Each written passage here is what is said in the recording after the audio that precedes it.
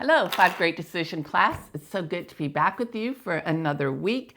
I'm eager to hear how this practice is going for you. I like to think of us in a classroom, and when you have questions, you would raise your hand. Or if you had a real insight or you had something exciting to share, you would bring it before the class.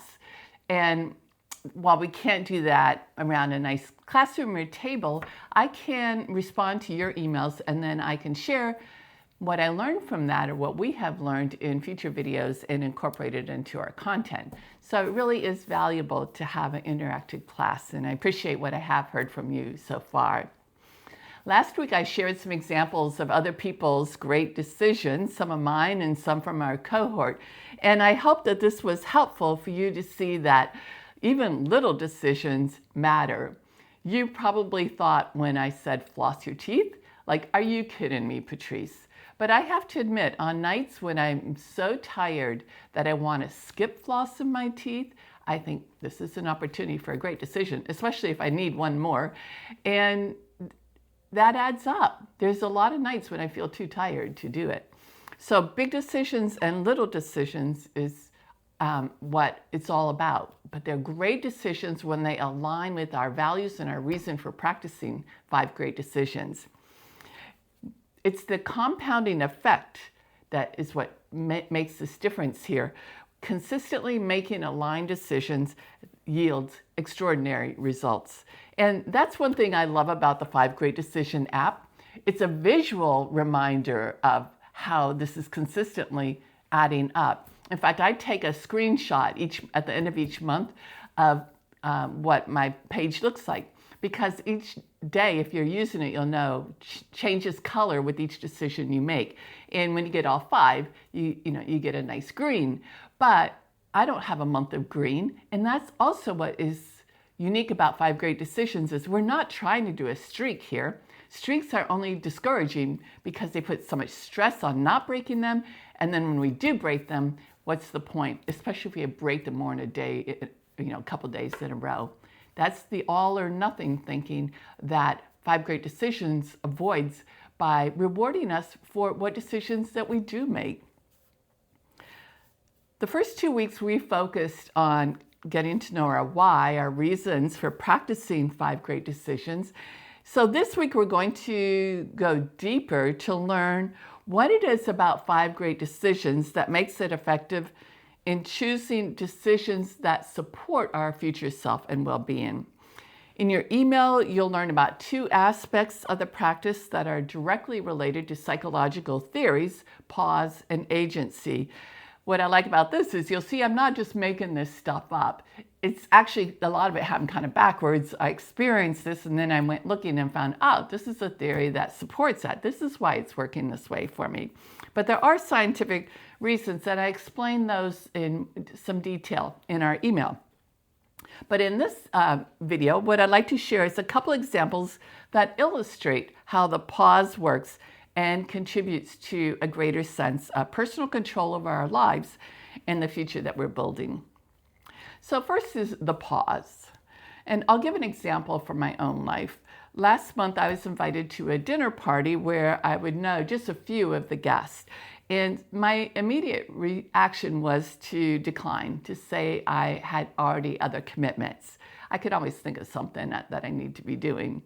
But then I had that spark moment. I thought about my why, building more meaningful friendships and relationships. And in that pause, and it really was literally a couple of seconds, I recognized this as a place to spend a token on something that mattered to me, a place to invest a decision. The resistance I felt wasn't a reason to say no. It was actually a signal that this decision could be meaningful. And that's also another point. I'll talk about resistance more, but when we try to just overcome resistance with willpower, in most cases, it's too strong. In this case, I acknowledge the resistance. I know you're there. I know this is how I feel. But I have this opportunity to do something that's contributing to the person that I want to become more like. So I accepted that invitation, and it turned out I had a really good time. Without this 5 great decision lens, I think I would have reacted automatically. But the pause created a reason that brought clarity to my core values and what truly matters. And the same thing happened in the story I shared last week about whether or not to stop in Boston for lunch. And the inconvenience of that, but also the meaning of that. So resistance was inconvenience. The meaning of it was this aligns with who I want to become. And another example might be some of you who are parents of young children or teenage children. And maybe your why is to show up to be more patient with the young ones or more understanding and listen more to your teenagers. I'm sure you will have opportunities to practice that. So when they come, that why is going to be that spark that says, oh, this is what Patrice is talking about, and this is when I can step into the person that I want to be more like. That's that pause. And when this happens consistently, making intentional choices from a place of meaning, it promotes what we call a greater sense of agency, which is control over our decisions and our life trajectory. When it comes to many aspects of our life, we do get to choose our response. Because this is what I've learned. The more you recognize these decision moments, the more agency you feel. And the more agency you feel, the more in control you feel, the more you step into becoming the person that you're meant to be. And that's why I love this beautiful upward spiral of 5 great decisions. One thing just keeps building on another. What we might need to do, and I write about this in our email, is strengthen our response to the pause. If we're having trouble feeling that spark or noticing, allowing that pause, that moment to stop and decide how we're going to respond. What are we going to choose in that situation? So the pause, like I said, it's a matter of seconds or less, and it's practically automatic. And if this isn't happening to you, then let's talk about how to strengthen that pause, how to make your spark stronger. One way is to look at your why statement.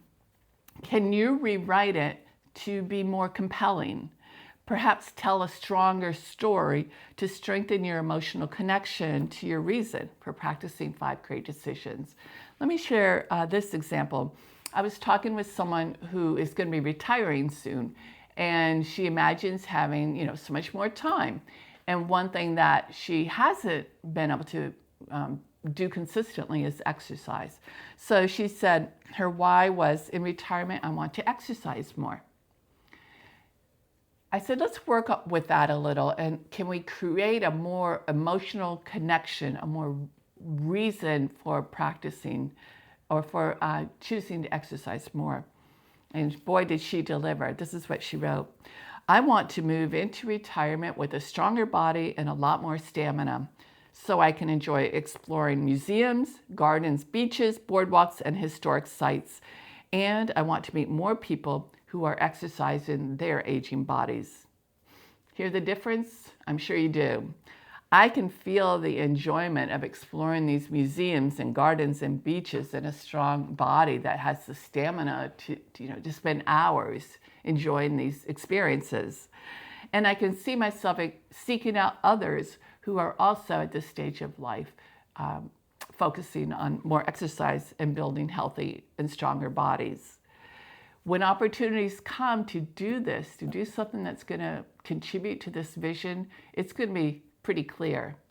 And the opportunity to say yes, that pause is going to more often respond, spark that emotional response that will be an opportunity for a great decision. Another way to strengthen your why is to think backwards. So what is your future self going to thank you for? What is he or she cheerleading? Like, come on, Patrice, please do this for me. Write it down. In fact, I like to have fun with an exercise like this. Find a time when you're not going to be distracted and just have your future self tell you what it would like when that time comes. And decide if you're going to promise this gift to your future self, or at least tell your future self what you're going to do to try to make it happen. A couple of things are going on here. One, our future selves can't expect our current selves to be perfect, but we can be generous, kind, and thoughtful. And the other thing is actually a psychological phenomenon where what we find hard to do now, we think it's going to be easier to do in the future. And the truth is, it's not. So our future self is going to probably ask a lot of us, and we're going to do the best we can. But we're going to have such a clear vision of what that future self wants that we want to give her or him that, if at all possible, or some version, some movement toward that.